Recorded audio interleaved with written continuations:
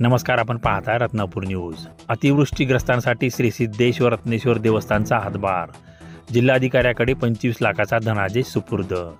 लातूरचे ग्रामदैवत श्री सिद्धेश्वर रत्नेश्वर देवस्थान ट्रस्टतर्फे अतिवृष्टीग्रस्तांना मदत म्हणून तब्बल 25 लाख रुपयाचा धनादेश सोमवारी जिल्हाधिकारी वर्षा ठाकूर गुगे यांच्याकडे सुपूर्द करण्यात आला। गेल्या काही दिवसापासून सततच्या पावसामुळे जिल्ह्यातील शेतकऱ्यांचे अतोनात नुकसान झाले।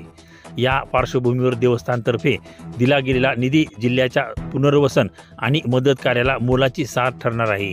या प्रसंगी देवस्थान समितीचे ज्येष्ठ विश्वस्त विक्रम गोजमुंडे, प्रशासक सचिन जांबुतकर, अशोक भोसले, सुरेश गोजमुंडे, बाबासाहेब कोरे, चंद्रकांत परदेशी, व्यंकटेश हलिंगे, विशाल झांबरे व पदाधिकारी मोठ्या संख्येने उपस्थित होते। जिल्हाधिकाऱ्यांनी देवस्थान समितीच्या उपक्रमाचे कौतुक करत संकटाच्या काळात समाजाच्या सहभागाची ही प्रेरणादायी देणगी असल्याचे त्यांनी सांगितले। गेल्या काही दिवसापासून महाराष्ट्रभर प्रचंड असा पाऊस पडत आहे। गेले 3 महिने तर पावसानं धुमाकूळ घातला, अनेक शेतकऱ्याचे संसार उद्ध्वस्त झाले।